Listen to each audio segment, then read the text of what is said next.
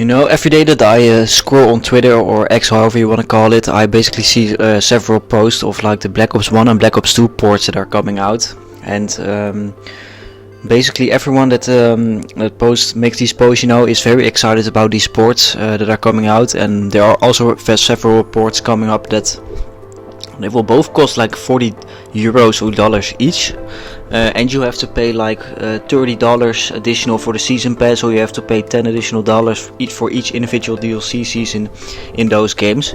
So basically you are going to spend more than $100 on both of these games that are like 16 and 14 years old. And I just ask myself, from how many people will actually like pay that amount to play these games. I know a lot of older people that played it back in like 2012 and stuff will probably try it out, will probably want to pay this because they're all full-time jobs, but I'm just thinking like, how is this game going to perform long term? Because these Call of Duties, even though they were absolutely perfect, they were the best Call of Duties of all time back then. Yes, they are still older Call of Duties. They miss a lot of the systems that the modern Call of Duties have. They miss a lot of the grind features that a lot of Call of Duties these days have. These Call of Duties are very basic, and we see with the new game mode they added to Black Ops 7, the classic Black Ops playlist, which was very fun by the way, but it's just very jarring to play after after you got used to like the modern movement of Call of Duty and stuff.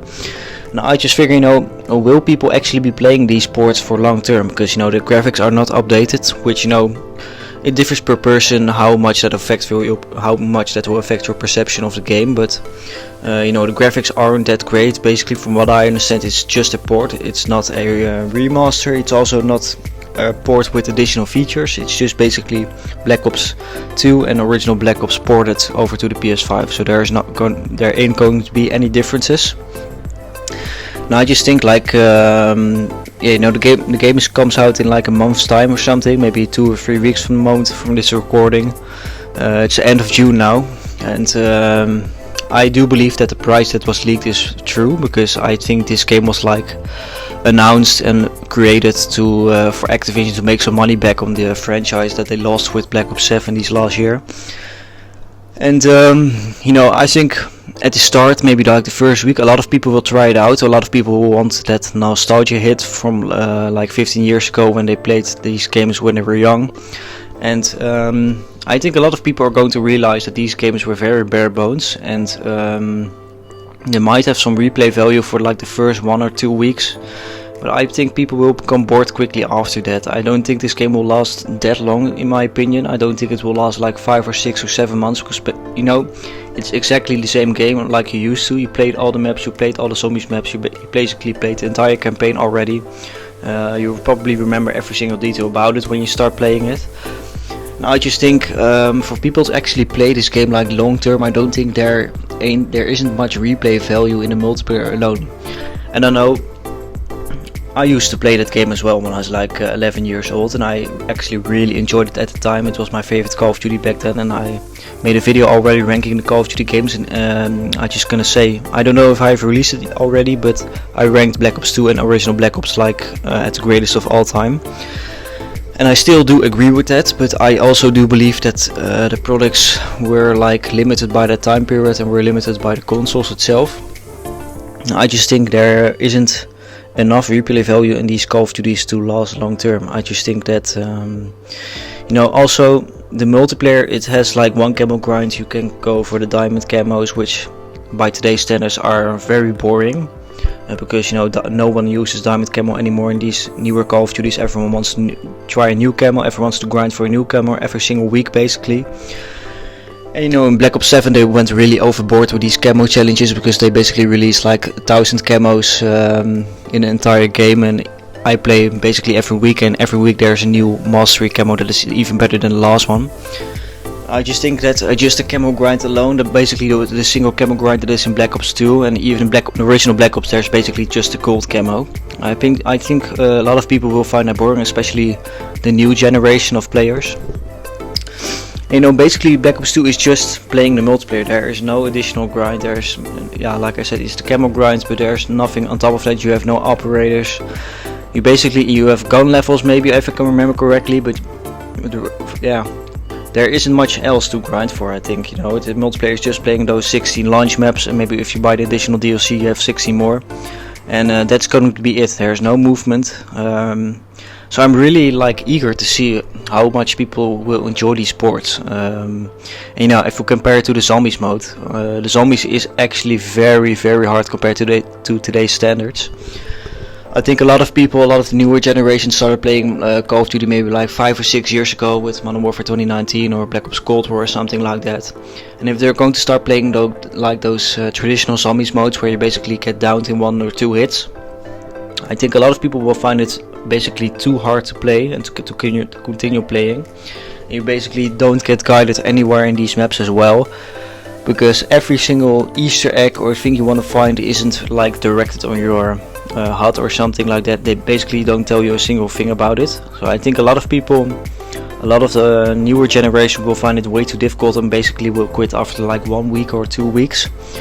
And maybe the older generation will continue play it because they like actually the more quiet version of Call of Duty, the more laid back version of Call of Duty. But I just think like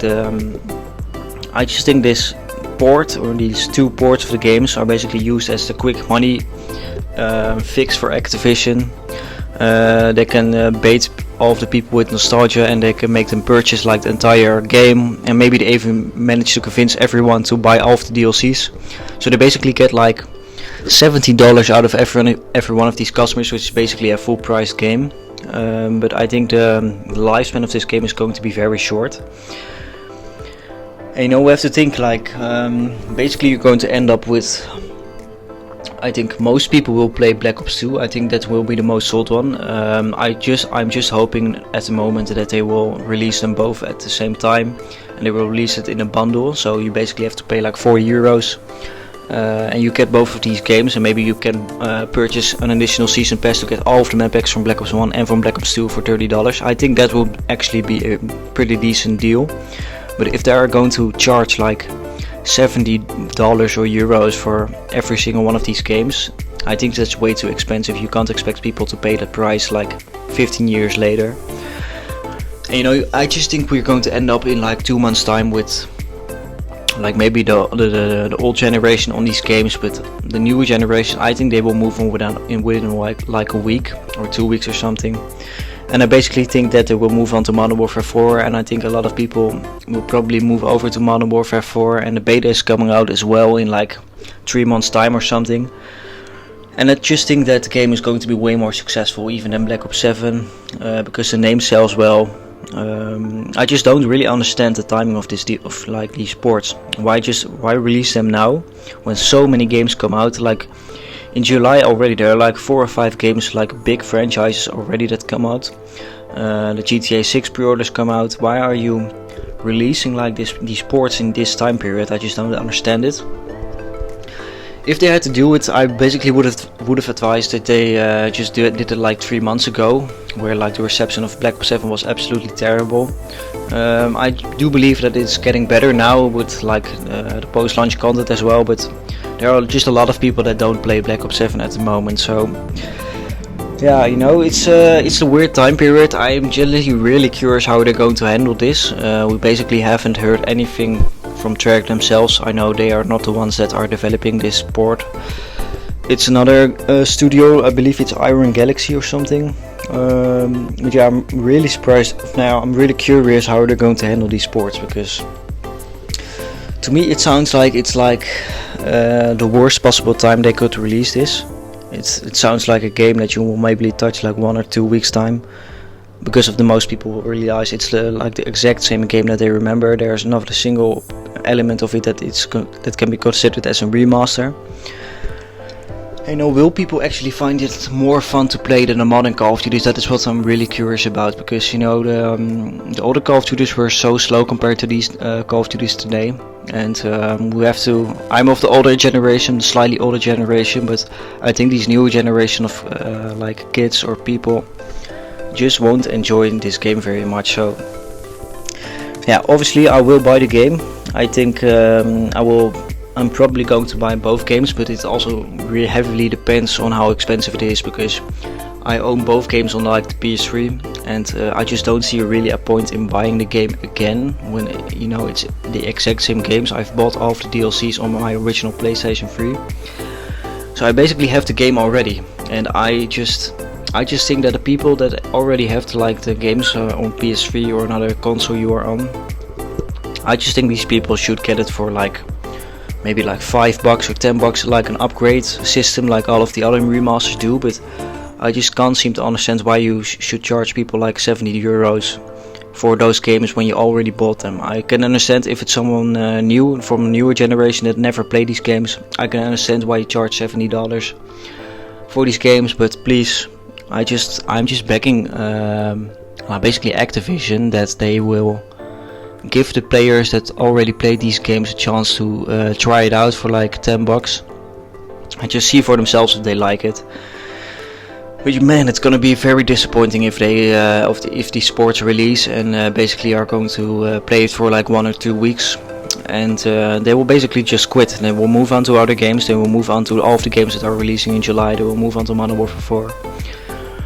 Really curious time. I just wanted to make this video to share my thoughts on this.